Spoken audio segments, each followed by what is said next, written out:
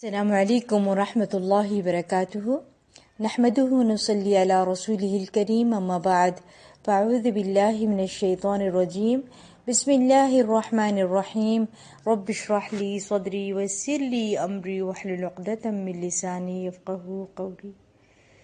آج کا ہمارا موضوع ہے بیمار کی عیادت، بیمار پرسی اور بیمار پرسی کے مسائل۔ مگر اس سے پہلے ہم دیکھتے ہیں بیماری سے پہلے ہمیں کیا کرنا ہے، کیونکہ صحت کو بیماری سے پہلے اور زندگی کو موت سے پہلے غنیمت جاننا چاہیے۔ یہ ہم حدیث سے جانتے ہیں۔ حضرت عبداللہ بن عمر رضی اللہ عنہما کہتے ہیں کہ رسول اللہ صلی اللہ علیہ وسلم نے میرا کندھا پکڑا اور فرمایا، عبداللہ، دنیا میں مسافر یا راہ چلنے والے کی طرح زندگی گزارو۔ چنانچہ عبداللہ بن عمر رضی اللہ عنہما کہا کرتے تھے، اگر شام کر لو تو صبح کا انتظار نہ کرو، اور اگر صبح کر لو تو شام کا انتظار نہ کرو، اور صحت کو بیماری سے پہلے اور زندگی کو موت سے پہلے غنیمت جانو۔ اسے بخاری نے روایت کیا ہے۔ حدیث نمبر ہے 2092۔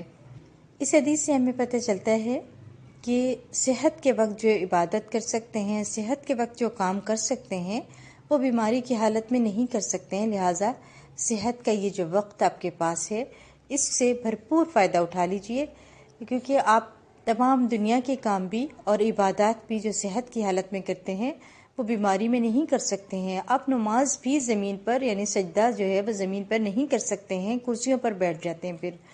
پھر اس وقت دکھ ہوتا ہے، افسوس ہوتا ہے کہ کاش ہم اپنی نمازوں کی حفاظت کرتے، ہم راتوں کو تہجد پڑھتے، ہم سب کچھ کرتے، ہم زمین پہ سجدہ کرتے، لیکن پھر جوانی کا وقت ہاتھ سے نکل چکا ہوتا ہے۔ اسی سے ریلیٹڈ ایک اور حدیث ہے۔ حضرت عبداللہ بن عباس رضی اللہ عنہما کہتے ہیں، رسول اللہ صلی اللہ علیہ وسلم نے فرمایا، صحت اور فراغت تو ایسی نعمتیں ہیں جن کے معاملے میں میں اکثر لوگوں کو خسارے میں دیکھا ہے، یعنی اکثر لوگ خسارے میں ہیں۔ اسے بخاری نے روایت کیا ہے، اور حدیث جو ہے، حدیث نمبر ہے 2091۔ اس سے ہمیں کیا پتہ چلتا ہے؟ جب نعمتوں سے آپ فائدہ نہیں اٹھاتے تو پھر یقیناً خسارہ ہی اٹھانا پڑتا ہے۔ اور تندرستی بھی جو ہے، بے شک یہ 1000 نعمت ہے، مگر بسا اوقات انسان بیمار ہو جاتا ہے۔ بیمار ہونے کے بعد انسان دوسروں کی مدد کا محتاج ہو جاتا ہے۔ بعض اوقات مالی یا جسمانی مدد نہیں بلکہ ہمت اور حوصلہ افزائی کی بھی ضرورت پڑتی ہے نا۔ اس لیے دین اسلام میں ہر مسلمان کا دوسرے مسلمان پر یہ حق رکھا ہے کہ جب وہ بیمار ہو جائے تو اس کی جو ہے وہ عیادت کی جائے، یہ اس کا حق ہے۔ رسول اللہ صلی اللہ علیہ وسلم نے فرمایا، مسلمان کے مسلمان پر 5 حقوق ہیں۔ ایک، جب ملے تو اسے سلام کہے یا اس کے سلام کا جواب دے۔ دوسرا، جب دعوت دی جائے تو اسے قبول کرے۔ تیسرا، اگر وہ چھینک پر الحمدللہ کہے تو جواب میں یرحمک اللہ کہے مرد کے لیے، اور اگر مؤنث ہے، خاتون ہے، تو یرحمک اللہ۔ 4، جب بیمار ہو تو اس کی عیادت کرے، اور نمبر 5، جب مر جائے تو اس کا جنازہ پڑھے۔ اس سے ہمیں پتہ چلتا ہے کہ ہر مسلمان کے دوسرے مسلمان پر یہ حق ہے کہ اس نے عیادت کرنی ہے، ورنہ قیامت کے دن سوال ہوگا۔ اور ہم اس کو مزید دیکھتے ہیں حدیث قدسی میں۔ اس حدیث قدسی میں جو ہے وہ بیان کیا گیا ہے کہ مریض کی عیادت نہ کرنے والے سے قیامت کے دن سوال کیا جائے گا۔ ہم دیکھتے ہیں حضرت ابو ہریرہ رضی اللہ عنہ کہتے ہیں کہ رسول اللہ صلی اللہ علیہ وسلم نے فرمایا، اللہ تعالیٰ قیامت کے دن ایک آدمی سے سوال کرے گا، اے ابن آدم، میں بیمار ہوا، تو نے میری بیمار پرسی کیوں نہ کی؟ ابن آدم عرض کرے گا، اے میری رب، تو رب العالمین ہے، تیری بیمار پرسی کا کیا مطلب؟ اللہ تعالیٰ فرمائے گا، کیا تجھے معلوم نہیں تھا کہ میرا فلاں بندہ بیمار ہے، لیکن تو نے اس کی عیادت نہ کی؟ اگر تو اس کی بیمار پرسی کرتا تو مجھے، یعنی میری رحمت، اس بیمار بندے کے پاس پاتا۔ ٹھیک ہے، یہ حدیث تو لمبی ہے، لیکن یہاں تک ہم رکھتے ہیں کیونکہ آج ہمارا عیادت کا ٹاپک ہے۔ تو آپ دیکھیں کیا پتہ چلتا ہے، اللہ سبحانہ و تعالیٰ سوال کرے گا قیامت کے دن۔ ہم نے کتنا لائٹ لیا ہوا ہے۔ جہاں ہمیں کوئی پوچھنے آتا ہے، ہمیں پتہ چلتا ہے فلاں آیا تھا ہماری عیادت کرنے، تو ہم بھی پوچھنے چلے جاتے ہیں، ورنہ پتہ چل جائے بیمار ہے تو پرواہ نہیں کرتے، ہمیں کون سا پوچھنے آئے تھے جو ہم پوچھنے جائیں، ان کی خیریت پتہ کرنے جائیں۔ یہ تو ہم نے حال رکھا ہوا اپنا۔ تو ہم کیسے پھر اللہ سبحانہ وتعالیٰ کے سامنے جواب دے سکیں گے؟ ان سب باتوں کا جو ہے اللہ نے ہم سے سوال کرنا ہے، جو حقوق میں نے ابھی آپ کو بتائے ہیں حدیث کی روح سے. تو سب کی عیادت کریں، جس کو جانتے ہوں اور جس کو نہیں جانتے ہیں، تاکہ اللہ سبحانہ وتعالیٰ کے سامنے ہمارے کوئی ایسا جرم جو ہے پیش نہ ہو جس میں ہم ایسی نافرمانی کر آئے ہوں.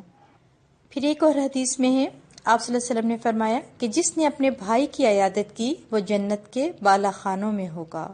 دیکھیں کتنی فضیلتیں ہیں اس کی. بظاہر دیکھنے میں کوئی عبادت کا کام نہیں، بس بیمار کی خیریت پوچھنی ہے اور بیمار کو توجہ دینی ہے، مگر اس کا صلہ بدلہ کتنا بڑا ہے. اس کا صلہ بدلہ کیا ہے؟ جنت ہے. حضرت ابو ہریرہ رضی اللہ عنہ سے روایت ہے کہ رسول اللہ صلی اللہ علیہ وسلم نے فرمایا، جب کوئی بندہ اپنے مسلمان بھائی کی عیادت کرتا ہے یا اس سے ملاقات کے لیے جاتا ہے تو ایک پکارنے والا آسمان سے پکارتا ہے، تم اچھے رہے، تمہارا چلنا اچھا رہا، تم نے اپنے لیے جنت میں ٹھکانہ بنا لیا. سبحان اللہ. اس حدیث سے آپ اندازہ لگا سکتے ہیں کہ مسلمانوں کا باہم میل جول، ایک دوسرے کے ساتھ تعلق رکھنا باعث اجر ہے. اور اس حدیث میں بیماری کے علاوہ ایک دوسرے سے ملاقات کو نیکی شمار کیا جا رہا ہے. ٹھیک ہے، نیکی شمار کیا گیا ہے. اور خاص طور پر جب آپ کسی مریض کے پاس جائیں تو کچھ باتوں کا خیال رکھنا ضروری ہے. ٹھیک ہے، یہ بھی ضرور سمجھ لیجئے، کیونکہ مریض کے پاس جا کر بلا وجہ زیادہ دیر بھی نہیں ٹھہرنا چاہیے. ٹھیک ہے، مثلا مریض کے پاس بیٹھ کر تسلی اور حوصلہ افزائی کی باتیں کرنی چاہیے. ان باتوں سے پرہیز کرنا چاہیے جن سے مریض کی حوصلہ شکنی ہو یا اس کی تکلیف میں اضافہ ہو.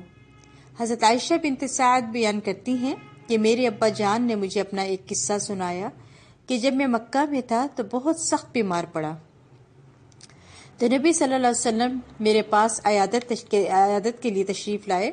تو میں نے ان سے پوچھا کہ میں کافی مال چھوڑ رہا ہوں اور میری ایک ہی بچی ہے، تو کیا میں 2/3 وصیت کر جاؤں اور 2/3 بچی کے لیے چھوڑ جاؤں؟ تو آپ صلی اللہ علیہ وسلم نے فرمایا کہ نہیں. تو میں نے کہا کہ آدھے مال کو وصیت کر جاؤں اور آدھا مال بچی کے لیے چھوڑ جاؤں؟ تو آپ صلی اللہ علیہ وسلم نے فرمایا نہیں. تو میں نے عرض کیا کہ یا رسول اللہ صلی اللہ علیہ وسلم، کیا میں پھر 1/3 کی وصیت کر جاؤں؟ آپ صلی اللہ علیہ وسلم نے فرمایا کہ ہاں، 1/3 وصیت کر جاؤ، 1/3 بھی بہت ہے. پھر آپ صلی اللہ علیہ وسلم نے اپنا ہاتھ میری پیشانی پر رکھا اور پھر میرے منہ پر رکھا اور پھر میرے پیٹ پر رکھا اور دعا کی کہ یا اللہ سعد کو شفا عفا فرما، اس کی ہجرت کو مکمل کر دے. حضرت سعد کہتے ہیں کہ اس دن سے لے کر آج تک میں آپ صلی اللہ علیہ وسلم کے دست مبارک کی ٹھنڈک کو اپنے جگر پر محسوس کرتا ہوں. جیسے آپ صلی اللہ علیہ وسلم نے میرے جسم پر ہاتھ پھیرا، اس وقت بھی سکون ہوا اور بعد میں بھی اس کے تصور میں سکون محسوس کرتا ہوں. سبحان اللہ. اس حدیث سے ہمیں یہ بھی پتہ چلتا ہے کہ ہم اس خوف سے کہ یہ بیماری ہمیں نہ لگ جائے تو دور دور سے عیادت کرتے ہیں، اس کو جا کے مریض کو ہاتھ نہیں لگاتے ہیں. تو اسے کیا پتہ چلتا ہے کہ ہاتھ لگا کے ان کو حوصلہ دینا چاہیے، ان کو دم کرنا چاہیے. جو بھی آپ رقیہ کرتے ہیں شریعت کا، فاتحہ سورۃ فاتحہ ہی پڑھ دیں ان کے اوپر، یا فلق اور ناس ہی پڑھ کے آپ ان کے اوپر جو ہے وہ دم کر دیں ہاتھ رکھ کے، تو ان کا بھی حوصلہ بڑھے گا. ٹھیک ہے. ہم کیا کرتے ہیں؟ ہم تو ہاتھ لگانے سے بھی گریز کرتے ہیں، اور یہ غلط طریقہ ہے. ٹھیک ہے. بلکہ مریض کے پاس پہنچ کر اس کے سر پر یا جسم پر ہاتھ پھیرنا اور تسلی دینا بے حد ضروری ہے. حضرت زید بن ارقم کہتے ہیں کہ ایک بار میری آنکھیں دکھنے لگی تو آپ صلی اللہ علیہ وسلم میرے پاس تشریف لائے اور فرمایا کہ زید تم اپنی تکلیف پر کیا کرتے ہو؟ تو میں نے فرمایا کہ صبر اور برداشت سے کام لیتا ہوں. تو آپ صلی اللہ علیہ وسلم نے فرمایا کہ تم نے اس مصیبت پر صبر برداشت سے کام لیا ہے تو تمہیں اس کے بدلے میں جنت نصیب ہوگی. سبحان اللہ. یعنی جو شخص کسی تکلیف پر واویلا نہیں کرتا، شکایت نہیں کرتا، اللہ تعالیٰ سے ناراض نہیں ہوتا، تو پھر اللہ تعالیٰ اس کو اعلیٰ مقام عطا کرتے ہیں، یعنی جنت کی صورت میں. اور اس حدیث سے ہمیں یہ بھی پتہ چلتا ہے کہ آپ صلی اللہ علیہ وسلم نے مریض کو بہت خوبصورت تسلی بخش الفاظ کہے. ٹھیک ہے. بہت اچھے الفاظ کہنے چاہیے جب بھی جائیں آپ. مگر ہمارے ہاں کیا ہوتا ہے، لوگ مریض کے پاس جا کر اتنے تکلیف دہ واقعات سناتے رہتے ہیں کہ اس کی بیماری میں کمی ہونے کے بجائے اور اضافہ ہو جاتا ہے۔ یہ عمل ناپسندیدہ ہے، اور بعض دفعہ کوئی مریض کی عیادت کے لیے جاتا ہے، وہاں کسی اور مہمان کو بیٹھا پاتے ہیں تو آپس میں باتیں کرنے لگتے ہیں، ہنسی مذاق وغیرہ، اور بعض اوقات مریض ایسی باتوں سے تنگ پڑ جاتا ہے۔ ایسی چیزوں سے پرہیز کرنا چاہیے، بلکہ مریض کی حوصلہ بڑھانے والی باتیں کرنی چاہیے اور دعائیں دینی چاہیے۔ ان کی پسندیدہ جو گفتگو ہے وہ کرنی چاہیے، یا پھر مریض اپنی بیماری پر پریشان ہو کر، مایوس ہو کر گلے شکوے کرنے لگتے ہیں، ایسا ہوتا ہے نا، تو ایسے میں ان کو اچھی اچھی باتیں بتانی چاہیے، اور ایسی باتیں کرنے سے ان کو روکنا چاہیے، ٹھیک ہے۔ حضرت جابر رضی اللہ عنہ سے روایت ہے کہ آپ صلی اللہ علیہ وسلم ام صائب کے پاس عیادت کے لیے آئے، جن کو بہت بخار تیز تھا اور وہ بخار کی شدت سے کانپ رہی تھی۔ آپ صلی اللہ علیہ وسلم نے فرمایا کہ آپ کا کیا حال ہے؟ تو اس خاتون نے کہا کہ اللہ اس بخار کو سمجھے، یعنی بخار کو برا بھلا کہنے لگی۔ یہ سن کر آپ صلی اللہ علیہ وسلم نے فرمایا کہ بخار کو برا بھلا مت کہو، بخار مومن کے گناہوں کو اس طرح صاف کر دیتا ہے جیسے آگ کی بھٹی لوہے کے زنگ کو ختم کر دیتی ہے۔ اس حدیث سے یہ پتہ چلتا ہے کہ اگر کوئی بیماری کو برا بھلا کہہ رہا ہو تو اس کو روکنا چاہیے، ٹھیک ہے۔ اور آپ دیکھیں کہ مریض جتنا چاہتا ہے نا اس کے پاس رکنا بھی اتنا ہی چاہیے۔ اگر وہ آپ کے آنے سے بس آپ نے خیریت پوچھی، بس وہ اب اس کے بعد آرام کرنا چاہتا ہے، یا وہ جو ہے کسی اور وجہ سے وہ چاہتا ہے کہ اب آپ چلے جائیں، تو چلے جانا چاہیے، آپ کو خود محسوس ہونا چاہیے، وہاں رکنا نہیں چاہیے، الا یہ کہ مریض اصرار کرے کہ آپ میرے پاس رکیں، مجھے آپ کی باتیں اچھی لگتی ہیں، یا آپ کے آنے سے میرا حوصلہ بڑھتا ہے، یا مجھے اپنی بیماری میں کمی محسوس ہوتی ہے، تو ایسی محبت کسی سے ہو، یا ایسی کسی کے آنے سے راحت ہو، تو پھر اس کو رکنا چاہیے، ورنہ جا کے عیادت کر کے لمبا ٹائم نہیں رکنا چاہیے مریض کے پاس، اور وہاں سے چلے جانا چاہیے۔ اور اگر مریض کے پاس جائیں تو اس سے اپنے لیے دعا بھی کروانی چاہیے، اور اگر کوئی مریض یا اس کے لاحقین کسی چیز کے محتاج ہیں نا تو ان کی مدد کرنی چاہیے، ٹھیک ہے۔ آپ چیک کر لیں، اگر ان کے مثال کے طور پر ان کا سربراہی گھر کا جو ہے وہ بیمار ہے تو آپ ان کی ضرورت کا خیال رکھتے ہوئے ان کی مدد کر دیجیے، کیونکہ مریض پر خرچ کرنا بہترین صدقہ ہے، کیونکہ جو شخص کسی انسان کی دنیا کی کوئی تکلیف دور کرتا ہے تو اللہ تعالیٰ اس کی دنیا اور آخرت دونوں کی تکلیف دور فرما دیتا ہے۔ اور اگر کوئی شخص قریب الموت ہو اور آپ کو اندازہ بھی ہو، تب بھی اس مریض کو اس بات کا احساس نہیں کروانا چاہیے کہ آپ جو ہیں وہ ہمارے بھی کوئی ایسے بیمار تھے اور ان کے ساتھ بھی کچھ ایسا ہوا اور وہ فوت ہو گئے، یا کوئی ایسی باتیں۔ کیونکہ ایک خاتون کہنے لگی کہ مجھے کسی نے کہا کہ آپ بہت بیمار ہیں، ان دنوں وہ خاتون بہت شدید بیمار تھیں، تو کہنے لگی کہ ایسے ہی میرے ایک عزیز رشتہ دار ہیں، ان کے ساتھ بھی ایسی ہی تکلیف ہوئی تھی، تو وہ فوراً پوچھنے لگی، ان کے دل میں ایک امید کی کرن جاگی کہ یقیناً انہوں نے علاج کیا ہوگا، کہیں سے اللہ سبحانہ تعالیٰ نے شفا دی ہوگی، تو وہ فوراً پوچھنے لگی اچھا تو پھر ان کو کیا ہوا؟ تو انہوں نے جواب میں آگے سے کہا وہ تو فوت ہو گئی۔ دیکھیں وہ گھبرائی وہ خاتون، یعنی آپ بات کرتے وقت بھی نہیں سوچتے ہیں کہ مریض ایسی حالت میں ہے اور آپ ان کو ایسی باتیں کہہ رہے ہیں۔ اگر آپ کو اندازہ بھی ہو تب بھی اس بات کا احساس نہیں کروانا چاہیے، ٹھیک ہے۔ اس طرح سے پھر انسان کا دل ٹوٹتا ہے اور یہ گناہ کا باعث ہے کسی کی مایوس کرنا۔ بیمار پرسی کے وقت جو ہے مریض کے پاس تسلی اور حوصلہ دلانے والی باتیں کرنی چاہیے۔ حضرت ام سلمہ رضی اللہ عنہ کہتی ہیں کہ رسول اللہ صلی اللہ علیہ وسلم نے فرمایا جب تم مریض کے پاس یا مرنے والے کے پاس جاؤ تو بھلی بات کہو، کیونکہ جو کچھ تم کہتے ہو فرشتے اس پر آمین کہتے ہیں۔ اسے مسلم نے روایت کیا، حدیث نمبر 402 ہے۔ اور پھر بیمار کو بھی، جو مریض ہوتا ہے نا، اس کو بھی چاہیے کہ بیماری میں ناشکری کے الفاظ منہ سے نہ نکالے، کیونکہ حضرت ابن عباس رضی اللہ عنہما سے روایت ہے کہ نبی اکرم صلی اللہ علیہ وسلم ایک بدو کی عیادت کے لیے تشریف لائے۔ نبی اکرم صلی اللہ علیہ وسلم کا معمول مبارک تھا کہ جب کسی مریض کی عیادت کے لیے تشریف لاتے تو فرماتے فکر نہ کر، یہ بیماری تمہارے گناہوں سے انشاءاللہ پاک کر دے گی، یعنی تمہیں گناہوں سے پاک کر دے گی، یعنی لا بأس طہور انشاءاللہ۔ چنانچہ آپ صلی اللہ علیہ وسلم نے اس بدو کی بھی عیادت کے وقت فرمایا لا بأس طہور انشاءاللہ، یعنی فکر نہ کر، یہ بیماری تمہیں انشاءاللہ گناہوں سے پاک کر دے گی۔ بدو نے کہا آپ صلی اللہ علیہ وسلم کہتے ہیں گناہوں سے پاک کر دے گی؟ ہرگز نہیں، بلکہ یہ بخار تو بوڑھے کھوسٹ پر جوش مارتا ہے یا زور مار رہا ہے جو اسے قبر تک پہنچا کر ہی چھوڑے گا۔ تب نبی اکرم صلی اللہ علیہ وسلم نے فرمایا اچھا تو ایسے ہی صحیح. اسے بخاری نے روایت کیا ہے اور حدیث نمبر 1511 ہے. پھر میز کے ثواب کے حوالے سے بھی حدیث دیکھ لیتے ہیں، اس کی کتنی فضیلت ہے عیادت کی. حضرت علی رضی اللہ عنہ روایت کرتے ہیں کہ رسول اللہ صلی اللہ علیہ وسلم نے فرمایا جو مسلمان دوسرے مسلمان کی دن کے اول حصے میں دوپہر سے پہلے عیادت کرتا ہے تو 70,000 فرشتے اس کے لیے شام تک رحمت و مغفرت کی دعا کرتے ہیں، اور جو مسلمان دن کے آخری حصے میں یعنی دوپہر کے بعد عیادت کرتا ہے تو 70,000 فرشتے اس کے لیے صبح تک رحمت اور مغفرت کی دعا کرتے ہیں، نیز اس کے لیے بہشت میں باغ ہے. یہ ترمذی کی حدیث ہے، حدیث نمبر 970 ہے. پھر ایک اور حدیث میں آتا ہے نبی صلی اللہ علیہ وسلم نے فرمایا مسلمان جب اپنے مسلمان بھائی کی تیمارداری کے لیے جاتا ہے تو وہ واپس لوٹنے تک جنت کے میوے چنتا ہے. یہ مسلم کی حدیث ہے، حدیث نمبر 2568 ہے.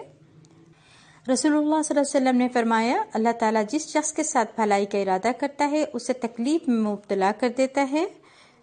بخاری کی حدیث ہے، حدیث نمبر 5645 ہے.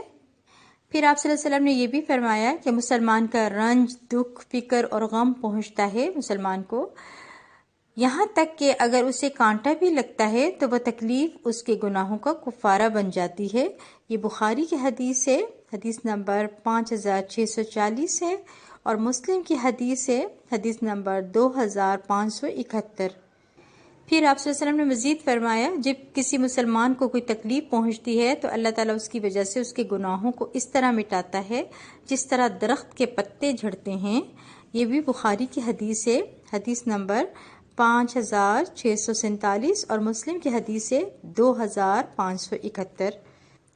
پھر ایک اور حدیث میں نبی صلی اللہ علیہ وسلم کا ارشاد ہے اللہ تعالیٰ مسافر اور مریض کو ان اعمال کے برابر اجر دیتا ہے جو وہ گھر میں اور تندرستی کی حالت میں کیا کرتے تھے. سبحان اللہ، کتنی بڑی فضیلت ہے یہ کہ انسان جو صحت کی حالت میں اپنی پابندی کرتا ہے اپنی عبادات کے، اپنے تمام اعمال کے اوپر، تو جب وہ بیمار ہوتا ہے تو اللہ تعالیٰ اس کی بھی صحت کی حالت کی جو ہے وہ لکھتا ہے اس تمام عبادات کو، اور اس سے بڑھ کر اور کیا چاہیے انسان کو. پھر نبی صلی اللہ علیہ وسلم نے فرمایا اللہ تعالیٰ فرماتے ہیں جب میں کسی بندے کو اس کی 2 محبوب چیزوں یعنی اس کی 2 پیاری چیزوں آنکھوں میں آزماتا ہوں، اسے بینائی سے محروم کرتا ہوں، پھر اگر وہ صبر کرے تو اس کے بدلے میں اسے جنت دوں گا. یہ بخاری کی حدیث ہے، حدیث نمبر 5653 ہے. پھر ایک اور حدیث میں آتا ہے رسول اللہ صلی اللہ علیہ وسلم کے پاس ایک کالی عورت آئی اور عرض کی کہ مجھے مرگی کا دورہ پڑتا ہے اور میرا سطر کھل جاتا ہے، آپ میرے لیے اللہ سے دعا کریں. آپ نے فرمایا اگر تو صبر کرے گی تو تیرے لیے جنت ہے، اور اگر چاہے تو دعا کیے دیتا ہوں. وہ کہنے لگی میں صبر کروں گی. پھر کہنے لگی میرا سطر کھل جاتا ہے، اللہ سے دعا کریں کہ وہ نہ کھلے تاکہ میں پہ پردہ نہ ہوں. چنانچہ آپ صلی اللہ علیہ وسلم نے اس کے لیے دعا فرمائی. بخاری کی حدیث ہے، حدیث نمبر 5652، اور مسلم کی حدیث ہے، حدیث نمبر 2576. غیر مسلم کی عیادت کرنا بھی جائز ہے. حضرت انس رضی اللہ عنہ سے روایت ہے کہ ایک یہودی لڑکا نبی اکرم صلی اللہ علیہ وسلم کی خدمت کیا کرتا تھا. وہ بیمار ہوا تو آپ صلی اللہ علیہ وسلم نے اس کی عیادت کے لیے یعنی آپ صلی اللہ علیہ وسلم اس کی عیادت کے لیے تشریف لے گئے. دوران عیادت آپ صلی اللہ علیہ وسلم نے اسے کہا مسلمان ہو جا، تو وہ مسلمان ہو گیا. اسے بخاری نے روایت کیا ہے اور حدیث نمبر 679 ہے. اچھا، ایک اور روایت میں یعنی اس کے علاوہ اور بھی کچھ الفاظ ہیں، وہ یوں ہیں کہ ایک دوسری روایت میں تو اپنے باپ یعنی وہ بچہ جو ہے نا وہ لڑکا وہ اپنے باپ کی طرف دیکھا، اس لڑکے نے اپنے باپ کی طرف دیکھا تو اس نے کہا کہ ابو القاسم کی بات مان لو. باپ نے کیا کہا کہ ابو القاسم کی بات مان لو. چنانچہ وہ لڑکا مسلمان ہو گیا. پھر آپ صلی اللہ علیہ وسلم نے فرمایا کہ شکر ہے کہ یہ لڑکا آگ سے بچ گیا. سبحان اللہ. اس سے ہمیں یہ پتہ چلتا ہے کہ کوئی غیر مسلم بھی آپ کا پڑوسی ہے یا آپ کے گھر میں کوئی ملازم ہے یا کچھ ایسا ہے تو آپ اس کو بھی جو ہے عیادت کریں گے اور اس کو خیر کی، دین کی، بھلائی کی بات کہیں گے تو یہ بھی جو ہے وہ یقیناً سنت کے مطابق ہوگا. پھر بیماریاں اور تکلیفیں مسلمانوں کو گناہوں سے پاک کرنے اور درجات کو بلند کرنے کا باعث بنتی ہیں، اس لیے کبھی بھی بیماریوں سے گھبرانا نہیں چاہیے، ہمیشہ اپنے رب کا شکر ادا کرتے رہنا چاہیے، الحمدللہ کہتے رہنا چاہیے۔ حضرت عبداللہ رضی اللہ عنہ کہتے ہیں نبی اکرم صلی اللہ علیہ وسلم کی خدمت میں حاضر ہوا، اس وقت آپ صلی اللہ علیہ وسلم شدید بخار میں مبتلا تھے۔ میں نے عرض کیا آپ کو شدید بخار ہے، یہی وجہ ہے کہ آپ کو دوہرا اجر ملتا ہے۔ آپ صلی اللہ علیہ وسلم نے ارشاد فرمایا، ہاں جب کسی مسلمان کو کوئی تکلیف پہنچتی ہے تو اللہ تعالیٰ اس کی وجہ سے اس کے گناہ اس طرح جھاڑ دیتے ہیں جس طرح خزاں رسیدہ درخت کے پتے جھڑتے ہیں۔ اسے بخاری نے روایت کیا ہے، حدیث نمبر ہے 1953۔ پھر ایک اور حدیث میں حضرت ابو ہریرہ رضی اللہ عنہ کہتے ہیں رسول اللہ صلی اللہ علیہ وسلم نے فرمایا، جس شخص سے اللہ تعالیٰ بھلائی کرنا چاہتا ہے اسے مصیبت میں مبتلا کر دیتا ہے، اسے بخاری نے روایت کیا ہے۔ اس سے کیا پتہ چلتا ہے ان حدیث سے کہ آپ اللہ کا شکر ادا کرتے رہیں ہر حال میں، کیونکہ آپ کو یہ نہیں معلوم کہ وہ آپ کے درجات کو بلند کرنے کے لیے آئے ہیں، یہ تکلیف آئی ہے یا آپ کے گناہوں کا کفارہ بن کر آئی ہے، ٹھیک ہے، آپ کو نہیں معلوم ہے۔ کبھی بھی واویلا نہیں کرنا چاہیے اور کبھی بھی اللہ کے آگے گیلا شکوہ نہیں کرنا چاہیے، بلکہ اللہ سے خیر کی دعا کرتے رہنا چاہیے، شفا کی دعا کرتے رہنا چاہیے اور صبر کرنا چاہیے۔ پھر بیماری کے دوران بیمار کی دعا قبول کی جاتی ہے۔ حضرت عبداللہ بن عباس رضی اللہ عنہما سے روایت ہے کہ نبی اکرم صلی اللہ علیہ وسلم نے فرمایا، 5 آدمیوں کی دعائیں قبول کی جاتی ہیں، مظلوم کی دعا یہاں تک کہ بدلہ لے لے، حاجی کی دعا یہاں تک کہ گھر واپس لوٹے، مجاہد کی دعا یہاں تک کہ وہ جہاد سے فارغ ہو جائے، مریض کی دعا یہاں تک کہ ٹھیک ہو جائے، بھائی کے لیے غائبانہ دعا۔ پھر آپ صلی اللہ علیہ وسلم نے فرمایا، ان تمام دعاؤں میں سے جلدی قبول ہونے والی دعا بھائی کے لیے غائبانہ دعا ہے، اسے بہقی نے روایت کیا ہے۔ اس سے کیا پتہ چلتا ہے؟ غائبانہ دعا یعنی کہ آپ دور ہیں اور آپ کو آپ کے پیٹھ پیچھے آپ کی دعا کی جا رہی ہے، آپ کے لیے خیر کی دعا مانگی جا رہی ہے، وہ قبول ہوتی ہے۔ جیسے آپ کے بہن بھائی ہیں، دور کہیں رہتے ہیں، کوئی عزیز اقارب ہیں، آپ کے پڑوسی تھے کبھی کوئی آپ کے، وہ اب دور ہیں اور ان کے بارے میں آپ خیر کی دعا کرتے ہیں تو وہ فوراً قبول ہوتی ہے۔ بلکہ ایک روایت میں آتا ہے کہ جب ایک انسان اپنے غیب میں اپنے بھائی کے لیے دعا کرتا ہے تو فرشتے بھی اس شخص کے لیے دعا کرتے ہیں، اللہ فرماتے ہیں یا اللہ جو یہ اپنے بھائی کے لیے مانگ رہا ہے نا، اس کو بھی وہ سب عطا کر دے۔ سبحان اللہ، کتنا یعنی آپ فائدے میں ہی ہوتے ہیں، ٹھیک ہے۔ تو یہ غیبانہ دعا مثلا جیسے میں آپ لوگوں کو نہیں جانتی ہوں اور میں جب بھی دعا کرتی ہوں کہتی ہوں صحت اور ایمان کی بہترین حالت رب سے مانگتی ہوں آپ لوگوں کے لیے، تو یقیناً اللہ نے چاہا تو یہ میری دعا غیب میں قبول ہوتی ہے۔ اسی لیے سب اپنے بہن بھائیوں کے لیے، اپنے عزیز و اقارب کے لیے اور تمام امت مسلمہ کے لیے غیبانہ دعائیں کیا کریں، اور سامنے تو سبھی کہہ دیتے ہیں لیکن غیب میں بیٹھ کر جو دعا کی مانگی جاتی ہے وہ یقیناً قبول ہوتی ہے۔ پھر علاج کرانا سنت ہے لیکن علاج کے لیے حرام چیزیں استعمال کرنا منع ہے۔ حضرت اسامہ بن شریک رضی اللہ عنہ سے روایت ہے، بعض بدوؤں نے عرض کیا، یا رسول اللہ صلی اللہ علیہ وآلہ وسلم کیا ہم علاج کروائیں؟ آپ صلی اللہ علیہ وسلم نے ارشاد فرمایا، ہاں اللہ کے بندو علاج کراؤ۔ اللہ نے کوئی ایسی بیماری پیدا نہیں فرمائی جس کی شفا یا فرمایا دوا نہ ہو سوائے ایک بیماری کے۔ لوگوں نے عرض کیا رسول اللہ صلی اللہ علیہ وسلم وہ کیا ہے؟ آپ صلی اللہ علیہ وسلم نے فرمایا بڑھاپا، اسے ترمذی نے روایت کیا ہے، ٹھیک ہے۔ بعض لوگ صرف دم کے چکروں میں پڑ جاتے ہیں، دم کرواتے رہتے ہیں، اس کے پاس چلے جائیں، فلانا بزرگ ہے فلانے شہر میں، یہ سفر کرتے رہتے ہیں اور علاج نہیں کرواتے ہیں۔ ایسا نہیں کرنا چاہیے، بلکہ علاج بھی سنت سے ثابت ہے اور اس حدیث سے آپ کو پتہ چل رہا ہے۔ پھر ایک اور حدیث میں پتہ چلتا ہے، حضرت ابو ہریرہ رضی اللہ عنہ سے کہتے ہیں کہ رسول اللہ صلی اللہ علیہ وسلم نے علاج کے لیے حرام چیزیں استعمال کرنے سے منع فرمایا ہے، اسے احمد، ابو داود، ترمذی اور ابن ماجہ نے روایت کیا ہے۔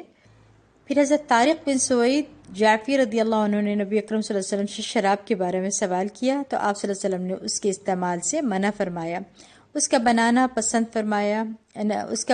ناپسند فرمایا۔ حضرت طارق رضی اللہ عنہ نے عرض کیا، میں دوا تیار کرنے کے لیے شراب بناتا ہوں۔ رسول اللہ صلی اللہ علیہ وسلم نے فرمایا، شراب دوا نہیں ہے بلکہ بیماری ہے، اسے مسلم نے روایت کیا ہے، حدیث نمبر 1289 ہے۔ اچھا، اس سے کیا پتہ چلتا ہے کہ اکثر لوگ کہتے ہیں کہ شراب پینے سے ہم اپنی سردی کو روکتے ہیں، مجبوراً پیتے ہیں، ہم سرد علاقوں میں رہتے ہیں، ہم پیتے ہیں، تو یہ غلط ہے طریقہ کار، ٹھیک ٹھیک ہے، اللہ نے اور بھی وسائل اور ذرائع بنائے ہوئے ہیں آپ کو سردی سے رکنے کے لیے۔ شراب کا استعمال کرنا حرام چیز کا منع ہے، تو اس سے رکنا چاہیے، اور یہ گناہ ہے، ٹھیک ہے۔ جس بات سے اللہ کے نبی صلی اللہ علیہ وسلم کہہ دیں رک جائیں تو رک جانا چاہیے۔ اس میں آپ نے خود فرمایا کہ بیماری ہے اس کے اندر، دوا نہیں ہے یہ، ٹھیک ہے۔ پھر رسول اللہ صلی اللہ علیہ وسلم نے بخار کا علاج ٹھنڈے پانی سے کرنے کا حکم دیا ہے۔ حضرت ابو ہریرہ رضی اللہ عنہ سے روایت ہے کہ رسول اللہ صلی اللہ علیہ وسلم نے فرمایا، بخار جہنم کی بھٹی میں سے ایک بھٹی ہے، اسے ٹھنڈے پانی سے ختم کرو۔ اسے ابن ماجہ نے روایت کیا ہے۔ یعنی یہ جو ہم ٹھنڈا پانی سے بچے کو نہلاتے ہیں یا پٹیاں کرتے ہیں برف کی، یہ سائنس نے یہ بات نہیں نکالی ہے، بلکہ یہ اللہ کے نبی صلی اللہ علیہ وسلم کا حکم ہے، ٹھیک ہے۔ نبی اکرم صلی اللہ علیہ وسلم دل کے مریضوں کے لیے حریرہ تجویز فرمایا کرتے تھے۔ حضرت عائشہ رضی اللہ عنہ کہتی ہیں کہ میں نے رسول اللہ صلی اللہ علیہ وسلم کو فرماتے ہوئے سنا ہے کہ تلبینہ دل کے مریضوں کے لیے راحت بخشے اور غموں کو ہلکا کرتا ہے۔ اسے بخاری اور مسلم نے روایت کیا۔ اچھا، یہ بھی واضح کر دوں کہ چھانے بغیر جو کے آٹے کا حلوہ جو ہے نا بنایا جائے نا، اسے تلبینہ یا حریرہ کہتے ہیں، ٹھیک ہے۔ پھر آپ صلی اللہ علیہ وسلم کے جو علاج کا طریقہ کار تھا وہ بھی ہم دیکھتے ہیں۔ مختلف چیزوں سے آپ صلی اللہ علیہ وسلم علاج کیا کرتے تھے، جیسے نبی اکرم صلی اللہ علیہ وسلم درد شقیقہ یعنی آدھے سر کا درد کا علاج جو ہے پچھنے لگوا کر کیا کرتے تھے۔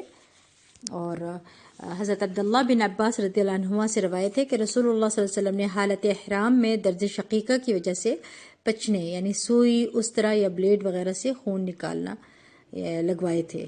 اسے بخاری نے روایت کیا ہے۔ خون روکنے کے لیے حضور اکرم صلی اللہ علیہ وسلم نے ٹاٹ کی راکھ استعمال فرمائی تھی۔ حضرت سہل بن سعد رضی اللہ عنہ فرماتے ہیں، احد کے دن حضرت فاطمہ رضی اللہ عنہ رسول اللہ صلی اللہ علیہ وسلم کا زخم دھو رہی تھی، اور حضرت علی بن ابو طالب رضی اللہ عنہ ڈھال سے زخم پر پانی ڈال رہے تھے۔ حضرت فاطمہ رضی اللہ عنہ نے جب دیکھا کہ پانی ڈالنے سے خون زیادہ نکل رہا ہے تو ٹاٹ کا ٹکڑا لے کر جلایا اور اسے زخم پر جما دیا تو خون بند ہو گیا۔ اسے بخاری نے روایت کیا ہے۔ اور یہ ہمیں اس سے کیا پتہ چلتا ہے کہ زخم روکنے کے لیے اگر پانی سے نہیں رک رہا ہے تو پھر ٹاٹ وغیرہ بھی جلا کر ہم اس کو روک سکتے ہیں۔ پھر نبی اکرم صلی اللہ علیہ وسلم نے دل کے لیے عجوہ کھجور تجویز فرمائی۔ نیز عجوہ کھجور مدینہ منورہ میں کھجور کی ایک خاص قسم ہے نا، اس کو کہتے ہیں۔ زہر اور جادو کا علاج بھی ہے اس کے اندر۔ حضرت سعد رضی اللہ عنہ کہتے ہیں، میں نے رسول اللہ صلی اللہ علیہ وسلم کو فرماتے ہوئے سنا ہے، جو شخص جس روز صبح کے وقت 7 عجوہ کھجوریں کھائے اس روز وہ زہر اور جادو کے اثر سے محفوظ رہے گا۔ اسے بخاری نے روایت کیا ہے۔ حدیث نمبر 1905 ہے۔ یعنی کہ اگر کسی کو یہ شک ہو جادو کا یا کچھ ایسا ہے تو اس کو کیا کرنا چاہیے، اس کو 7 کھجوریں صبح نہار منہ کھانی چاہیے، ٹھیک ہے۔ اللہ سبحانہ وتعالیٰ اس کو محفوظ رکھے گا۔ پھر کوئی زہریلی چیز بھی کاٹ جاتی ہے انسان کو، ٹھیک ہے۔ زہر تو بہت ہی کم ایسا واقعہ ہو کہ کسی کو کھلا دیا گیا ہو یا کوئی ایسا معامل ہو، لیکن اگر آپ دیکھیں کہ کوئی زہریلی چیز بھی کاٹ جاتی ہے نا تو 7 عجوہ کھجوریں اگر کھائیں تو اللہ نے چاہا انشاءاللہ اللہ سبحانہ وتعالیٰ اپنی رحمت سے شفا دے دے گا۔ پھر کلونجی بہت سی بیماریوں کا علاج ہے۔ حضرت ابو ہریرہ رضی اللہ عنہ سے روایت ہے کہ انہوں نے رسول اللہ صلی اللہ علیہ وسلم کو فرماتے ہوئے سنا، سیاہ دانے میں سام کے علاوہ ہر بیماری کا علاج ہے۔ سام کا مطلب موت ہے اور سیاہ دانے سے مراد کلونجی ہے۔ اسے بخاری اور مسلم نے روایت کیا ہے۔ پھر نبی اکرم صلی اللہ علیہ وسلم زخم کا علاج کرنے کے لیے مہندی کا استعمال فرماتے تھے۔ نبی اکرم صلی اللہ علیہ وسلم کی خادمہ حضرت سلمہ رضی اللہ عنہ کہتی ہیں کہ جب کبھی نبی اکرم صلی اللہ علیہ وسلم کو کوئی زخم آتا یا کانٹا چبھتا تو اس پر مہندی لگاتے تھے۔ اسے ابن ماجہ نے روایت کیا ہے۔ پھر شہد میں اللہ تعالیٰ نے شفا رکھی ہے۔ حضرت ابو سعید رضی اللہ عنہ کہتے ہیں کہ ایک آدمی نبی اکرم صلی اللہ علیہ وسلم کی خدمت میں حاضر ہوا اور عرض کیا، میرے بھائی کو اسہال کی شکایت ہے۔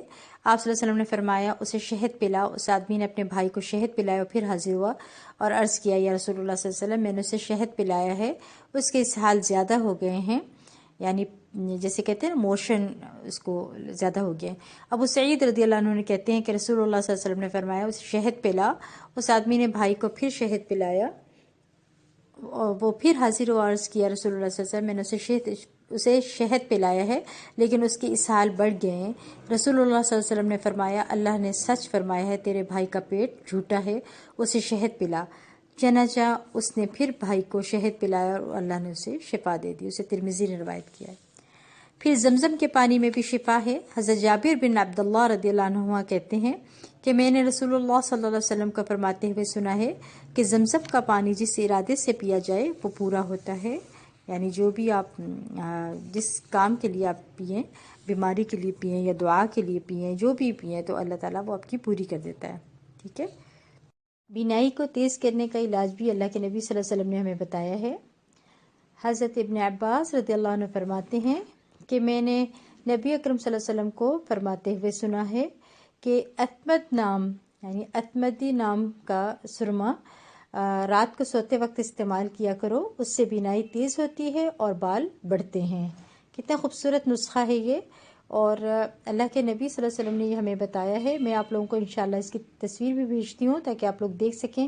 یہ سرما عموماً مدینہ منورہ میں ملتا ہے، وہاں پر یہ سرما ملتا ہے۔ یہ اس طرح کا سرما نہیں ہوتا جیسے ہمارے ہاں لگایا جائے تو خاصی آنکھیں سیاہ ہو جاتی ہیں اور اس کی زینت کا اظہار ہوتا ہے، نہیں، بلکہ یہ ہلکے رنگ کا ہوتا ہے، ایسے جیسے گرے کلر کا ہو، ٹھیک ہے، اس طرح کے کلر کا ہوتا ہے یہ سرما، اور یہ مدینہ میں عام ملتا ہے۔ اگر کوئی حج اور عمرے پہ جا رہا ہو تو آپ لوگ یہ منگوا سکتے ہیں۔